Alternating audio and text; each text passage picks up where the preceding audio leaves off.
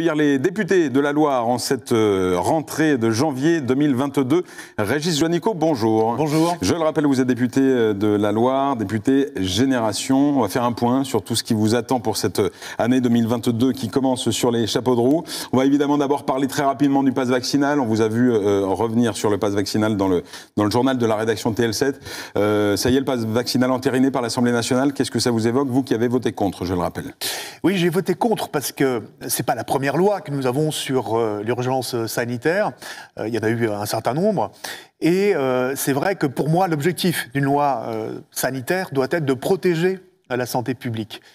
Or là, on voit que l'objectif est tout autre. D'ailleurs, c'est le président de la République qui a bien résumé la philosophie du texte de loi. C'est un texte de loi qui est là pour emmerder aujourd'hui. C'est pas la dernière solution pour arriver à convaincre une petite partie de la population. Alors certes, on peut regretter qu'aujourd'hui, il y a encore 9% de nos concitoyens qui soient pas vaccinés.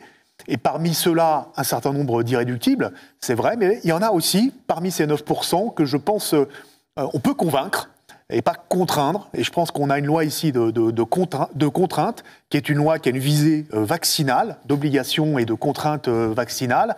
Et je pense qu'on se trompe, parce qu'en fait, la vague Delta et la vague Omicron sera passée au moment où ce dispositif du pass vaccinal va être mis en place. Et donc, je pense qu'on est plus en train de mettre en place un outil de contrôle avec un certain nombre de régressions au niveau des libertés publiques, puisque un certain nombre de nos concitoyens vont être privés d'activités sociales, certaines activités sociales. On pense au restaurant, on pense au cinéma, mais aussi des activités sportives ou culturelles.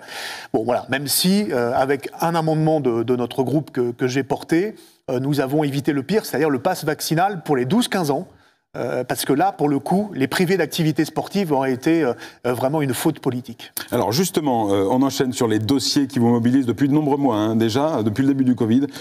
C'est les problématiques de sédentarité que le Covid occasionne. C'est-à-dire qu'on ne pratique plus, ou peu, ou moins en tout cas, d'activité physique. Et ça vous inquiète. Aujourd'hui, est-ce qu'il y a des avancées particulières que vous avez pu obtenir en termes de faciliter l'EPS à l'école, par exemple? Ça faisait partie d'une des thématiques. Alors, on a, avec Marie Tamarel, fait un rapport sur la question, qui est un rapport d'alerte, sur la question de la sédentarité. Aujourd'hui, le temps passé assis, couché, notamment devant les écrans de loisirs, mais aussi la diminution de l'activité physique. Ce rapport que nous avons remis à l'été, il va être, là, cette semaine, en séance publique, après le projet de loi sur la crise sanitaire, examiné ce vendredi, donc demain, par les députés. Et ça va être le moment où nous allons pouvoir exposer les 18 préconisations que nous faisons aujourd'hui pour faire reculer la sédentarité, la grande pandémie du XXIe siècle, que ce soit à l'école, à l'université, dans le milieu professionnel, au niveau des EHPAD aussi, au niveau des établissements sociaux et médico-sociaux. Et nous allons interpeller le gouvernement en lui demandant ce qu'il est prêt à reprendre. Je pense que effectivement, il y a la question aujourd'hui des jeunes générations. Il faut se battre aujourd'hui pour que l'activité physique soit plus importante au niveau de ces jeunes générations qui ont beaucoup souffert dans la crise sanitaire, avec des prises de poids, avec aujourd'hui des vrais problèmes de santé physique. Et puis, il faut qu'on puisse aussi aller vers un développement de la pratique de l'activité physique adaptée tout au long de la vie, que ce soit une pratique régulière. Le sport prescrit ? Exactement. Moi, je me bats beaucoup pour que l'assurance maladie commence à rembourser au moins la première consultation, celle qui vous permet d'être orienté en fonction de vos pathologies vers une activité physique adaptée. Et notamment, il y aura une maison sport santé à Saint-Étienne. Il y en aura 2 autres dans le département aussi, à Roanne et bientôt à Feurs, qui vont accueillir ces publics qui font l'objet d'une prescription d'activité physique adaptée. La sédentarité, une bombe à retardement, c'est ce qui figure dans le rapport. Oui. Les conséquences du Covid, la sédentarité, l'aspect psychologique aussi des choses. Un docteur nous avait dit ici que la grosse inquiétude de 2022, ça serait l'état psychologique de nous tous. Il y a une vraie inquiétude quand on est homme politique aujourd'hui, au vu de l'état de santé de chacun, après ce qu'on vient de vivre là, et ce qu'on vit encore. Oui, d'ailleurs, c'est pour ça que je propose avec Marie Tamarel qu'on ait des tests de conditions physiques très régulièrement, dès l'école, parce que souvent on peut déceler aussi des pathologies comme les surpoids et l'obésité qui peuvent être déclenchées très tôt maintenant. On l'a vu, on a beaucoup parlé des étudiants, vous savez, qui ont beaucoup souffert sur le plan psychologique, qui étaient isolés pendant la crise sanitaire. Donc aujourd'hui, ça peut avoir des répercussions tout au long de leur vie. Donc c'est le moment aujourd'hui de mettre un certain nombre aujourd'hui de propositions, et notamment celles qui permettent d'augmenter l'activité physique, notamment dans notre vie de tous les jours, la mobilité active. Vous savez que nous sommes la ville du design à Saint-Étienne et les équipes de Thierry Mandon travaillent aujourd'hui avec le comité d'organisation des Jeux Olympiques, en particulier sur le design actif, c'est-à-dire l'aménagement du mobilier urbain, l'aménagement des itinéraires pour inciter à faire de l'activité physique de proximité sans le savoir quasiment. Hein. Et c'est la Cité du Design qui travaille sur ce programme-là avec le comité d'organisation des Jeux. Régis Juanico, il faut qu'on avance, il nous reste 1 minute. 2022, 2 échéances électorales, les présidentielles. Bon, vous appeliez à l'union de la gauche, visiblement, ça reste lettre morte, pas d'union à gauche. Je ne veux pas me résoudre aujourd'hui à l'état d'éparpillement des candidatures.